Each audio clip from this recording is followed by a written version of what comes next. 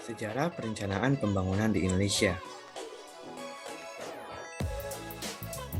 Yang pertama kita akan bahas adalah ketika Indonesia di pasca kemerdekaan. Pada 12 April 1947, dibentuknya oleh Presiden Republik Indonesia yaitu Panitia Pemikir Siasat Ekonomi yang disebut dengan Brain Trust. Pada Juli 1947, disusun dokumen perencanaan yang lebih rinci untuk beberapa sektor ekonomi oleh LIG Kasimo dengan judul Plan Produksi 3 Tahun Republik Indonesia tahun 1948 sampai 1950. Pada tahun 1950, Dr. Sumitro Djojoyo Hadikusumo, seorang ekonom yang baru kembali belajar dari negeri Belanda, diberi tugas pula pemerintah untuk menyusun rencana urgensi untuk perkembangan industri 1951 sampai 1952. Lalu, pada tahun 1952, pemerintah membentuk Biro Perancang Negara yang juga diketuai oleh Dr. Sumitro dan kemudian oleh Juanda dan Ali Budiarjo. Pada tahun 1960, pemerintah membentuk Dewan Perencanaan Nasional atau Dappernas yang diketuai oleh Muhammad Yamin, SH. Selanjutnya kita akan membahas pada era pemerintahan Orde Baru. Pada pemerintahan Orde Baru, dengan memanfaatkan tenaga teknokrat dari Universitas Indonesia, pemerintah membentuk Badan Perencanaan Pembangunan 5 tahun atau Repelita. Didukung oleh kestabilan politik yang lebih baik, sistem perencanaan pembangunan ini dapat berjalan cukup lama, yaitu mulai dari Repelita 1 pada tahun 1969 sampai dengan Repelita 6 pada tahun 1998. Sejalan dengan hal tersebut, dibentuk pula Badan Perencanaan Pembangunan Daerah atau BAPEDA untuk tingkat provinsi pada tahun 1974 yang dilanjutkan untuk kabupaten dan kota pada tahun 1984. Untuk pemaparan materi selanjutnya saya serahkan kepada rekan saya. Terima kasih.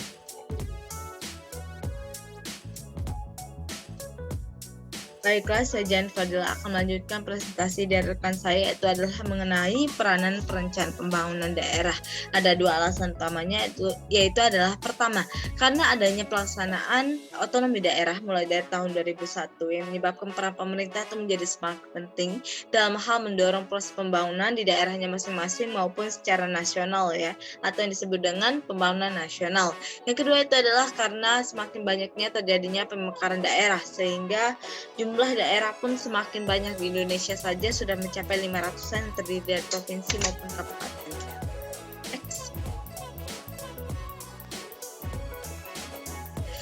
Baiklah, kita akan bahas mengenai perubahan sistem pemerintah dan pengelolaan daerah tentunya akan menimbulkan perubahan yang cukup mendasar dalam perencanaan pembangunan daerah. Perubahan yang terjadi pada dasarnya menyangkut dua hal pokok, yaitu adalah pertama, pemerintah daerah diberikan kewenangan yang lebih besar dalam melakukan pengelolaan pembangunan atau yang disebut dengan desentralisasi pembangunan. Yang kedua itu adalah pemerintah daerah diberikan sumber keuangan baru dan kewenangan pengelolaan keuangan yang lebih besar atau yang disebut dengan desentralisasi fiskal.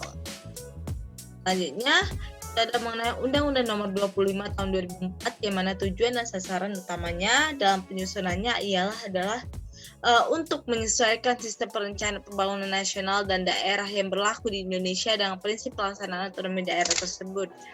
Selanjutnya kita membahas mengenai dokumen perencanaan pembangunan daerah.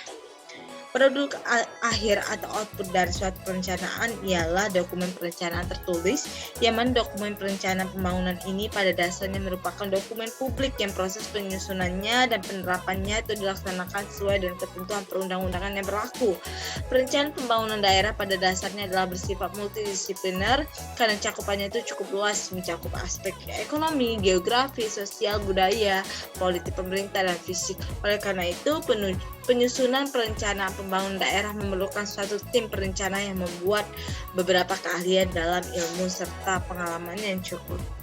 Terima kasih, sekian dari saya.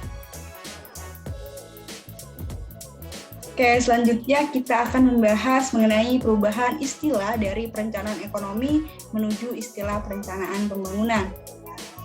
Nah, jadi pada tahun sebelum 1965 itu banyak ditemukan literatur yang menggunakan istilah perencanaan ekonomi.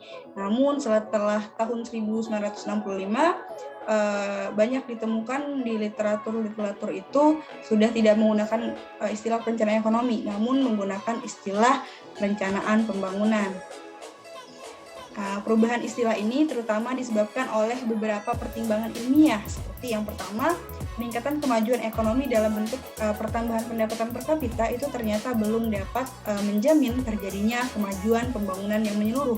Kemudian yang kedua, pengalaman di masa lalu pada berbagai negara itu menunjukkan bahwa keberhasilan pelaksanaan program pembangunan ekonomi sangat bergantung pula pada kemajuan pelaksanaan program-program pembangunan di bidang sosial, hukum, dan politik. Dan yang terakhir yaitu kemajuan pembangunan itu memerlukan perubahan yang signifikan dalam sikap dan tingkah laku masyarakat. Sedangkan sikap dan tingkah laku masyarakat tersebut tergantung pula dari pandangan agama, budaya, dan politik yang dianut masyarakat bersangkutan. Oke. Jadi seperti yang kita tahu pada tahun 2001 terjadi perubahan sistem pemerintahan yang cukup drastis di Indonesia, yaitu salah satunya dengan mulainya diterapkan sistem otonomi daerah. Nah, jadi dengan dimulainya pelaksanaan sistem otonomi daerah ini, maka sistem perencanaan pembangunan yang berlaku di Indonesia juga mengalami perubahan yang cukup signifikan, gitu ya. Hal ini dikukuhkan dengan keluarnya Undang-Undang Nomor 25 Tahun 2004 tentang Sistem Perencanaan Pembangunan Nasional atau SPPN 2004. Nah, jadi dalam undang-undang ini, daerah itu diberikan wewenang yang lebih besar untuk menyusun perencanaan pembangunan daerah sesuai dengan potensi dan permasalahan yang dihadapi oleh masing-masing daerah. Jadi timbul pertanyaan nih,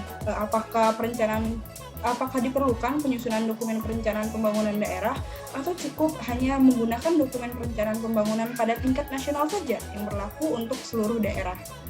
Nah, jadi sebenarnya penyusunan dokumen perencanaan pembangunan daerah itu sangat diperlukan sebagai bagian integral dalam perencanaan pembangunan nasional.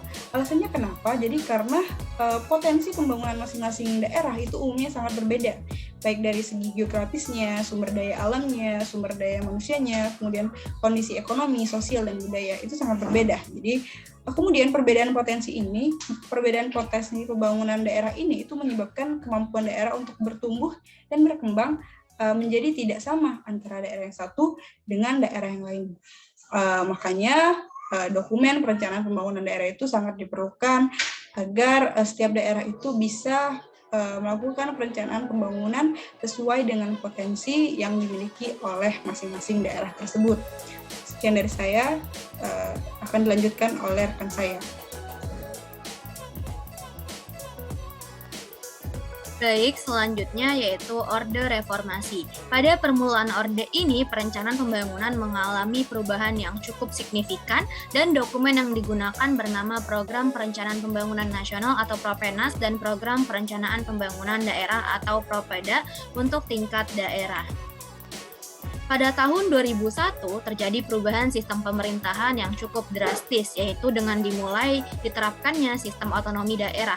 Dengan dimulainya pelaksanaan otonomi daerah, maka sistem perencanaan pembangunan yang berlaku di Indonesia mengalami perubahan yang cukup signifikan. Perubahan tersebut dikukuhkan dengan dikeluarkannya Undang-Undang Nomor 25 Tahun 2004 tentang Sistem Perencanaan Pembangunan Nasional.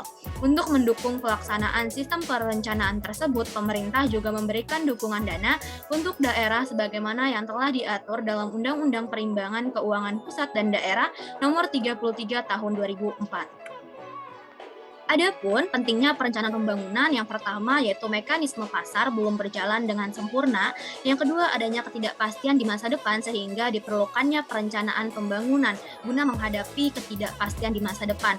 Kemudian yang ketiga yaitu memberikan arahan dan koordinasi yang lebih baik. Perencanaan pembangunan yang banyak digunakan di negara berkembang adalah bersifat perencanaan indikatif, yaitu sistem perencanaan yang pencapaian tujuannya digerakkan tidak dengan paksaan, melainkan dengan memberikan insentif tertentu kepada pelaku pembangunan.